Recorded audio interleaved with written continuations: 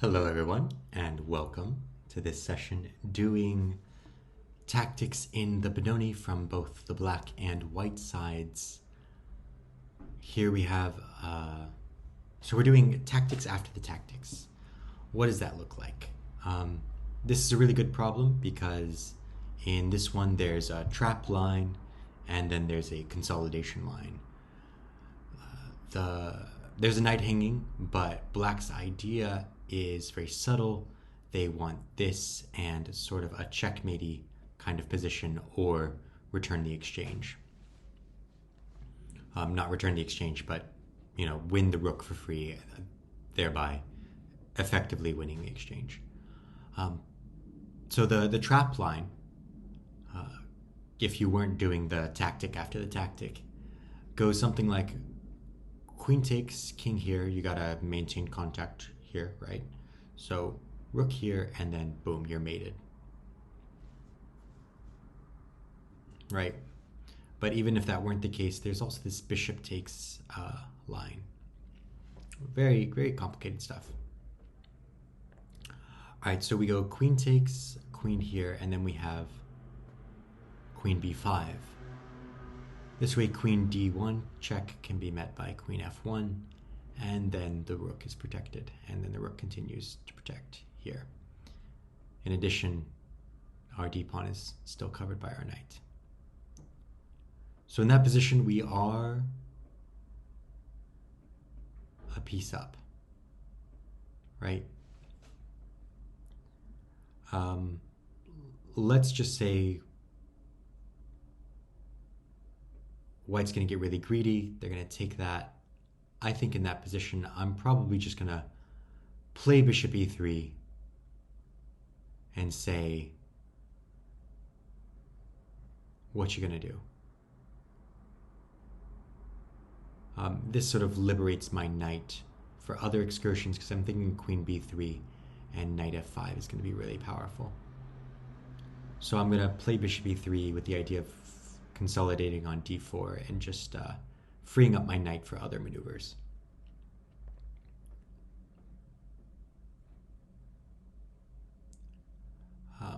Queen takes b2 is one move.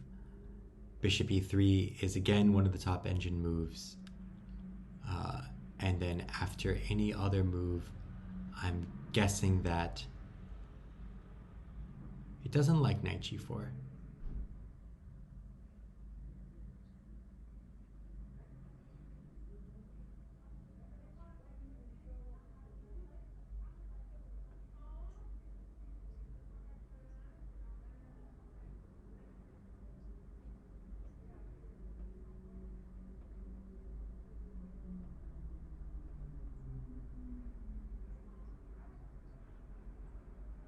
Yeah, I guess that's not so good. Not as good as I thought it was. But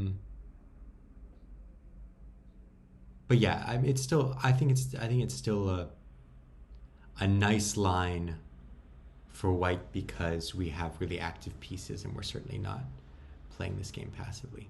So I still think I would go for this line, but maybe it's not as outright winning as I thought it was.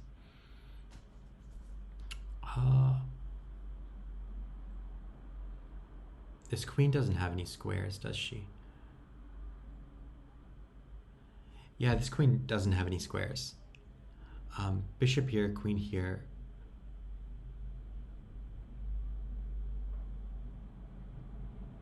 Knight takes check, bishop here, and now bishop g4. And she can't go here, here, here, here, here, here, here, here, here. These are all taken up. The queen is completely out of squares. All right, so what's the best continuation for black?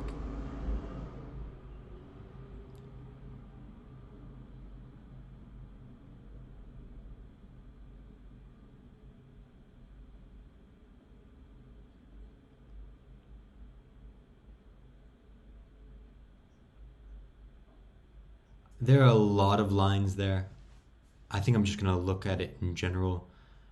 Black's trying to get a knight here. I think if I still have the light squared bishop, I think I'm bringing it back to g2 actually. And I'm playing some sort of combination of rook c2 and b3. Another option is something like queen here, trying to bring this in. I would also consider a pawn sacrifice in order to open up lines against the e-pawn. And I think I'm consolidating there. All right, let's go for it. Oh, queen takes f1, obviously. Queen takes f1, obviously. Yeah. I think that actually, that seems super fine. I don't know if I will put my bishop there. I think I would actually probably play bishop h3. I like that my... Oh, I would play bishop h3 and lose material immediately. So yeah, this is forced, and white's a little bit cramped for the moment, but that's okay.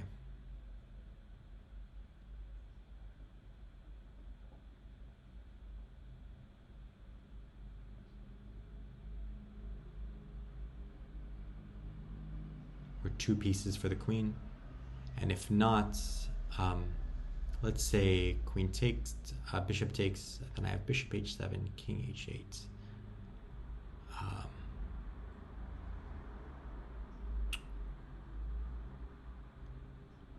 And then maybe just back and takes. There's no mate there, right?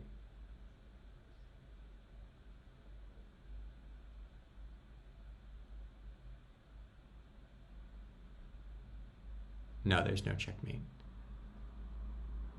All right, so in that position, bishop here. Let's say bishop takes, king h8, bishop back to e4, king here, and then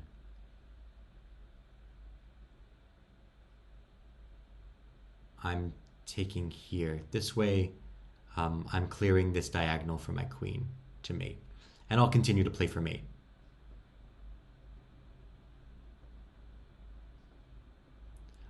That's one of those where I'm pretty certain it's not the best line for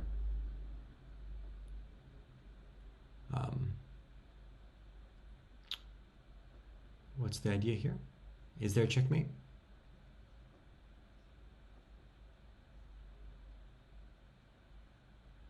Okay, I like that it thinks bishop e4 is the move.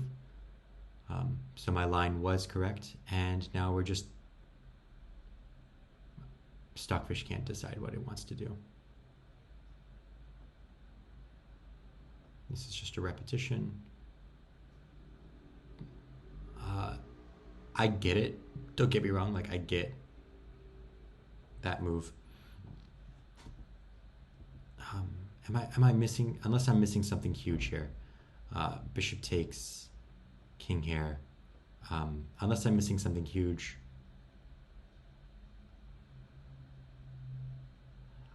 Oh, I'm up 2 pawns. I mean, come on.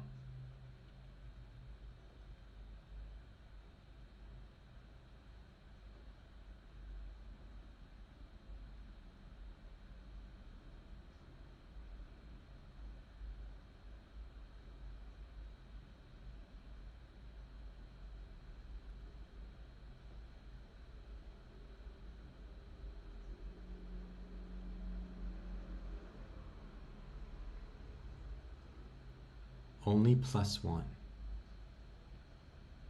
Fascinating.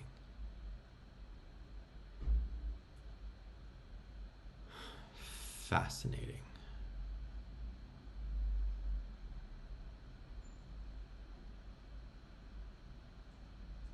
This is how I would probably continue the game.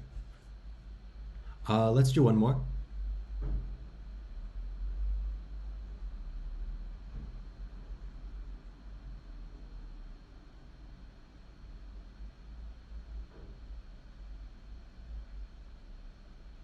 This is a line straight out of my repertoire.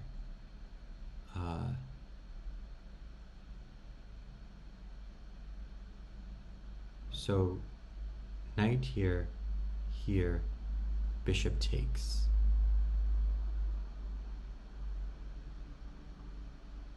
And at the end of it, we're up material.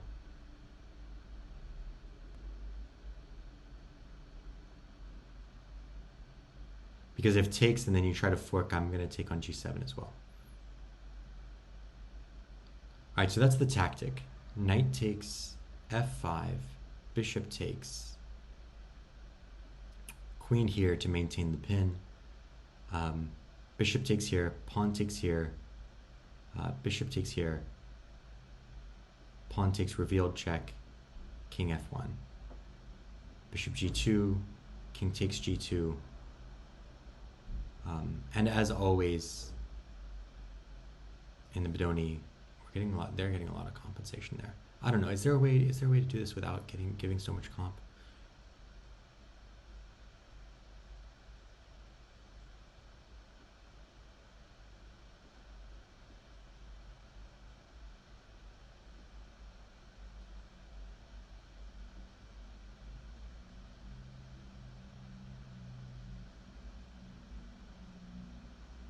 Revealed check. How about queen e3 there?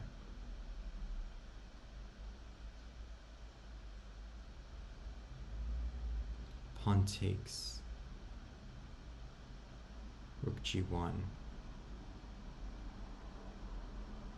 I think actually my king might be safer on g2. Yeah, it's still going to be a very difficult to play position, actually. It's not one of those ones where it's like, oh, don't play the tactic. So queen e8, bishop takes, pawn takes, bishop takes g7, bishop takes f3. This is the line, king f1 is indeed the move. Bishop takes check, king takes g2 is again the move. King here. And yeah, my rooks are coming into active squares. It's got to be rook a and queen c3 check, yes, as I thought. And here I think that, oh, e3 is a very nice touch. Maybe not just yet. I like the idea of bishop here because this way there's no queen check exposing and I'm still threatening this. Yeah, quite precious, quite nice. All right, let's call the session there. I misevaluated this position. I think I thought that it was going to be a difficult. I think I even vocalized that. I said it was going to. I thought Black had way more compensation than they did end up having in this position. But that's a part of the process. So until the next time, thank you for joining me here today. And until we meet again, good luck with your own chess journey. Bye for now.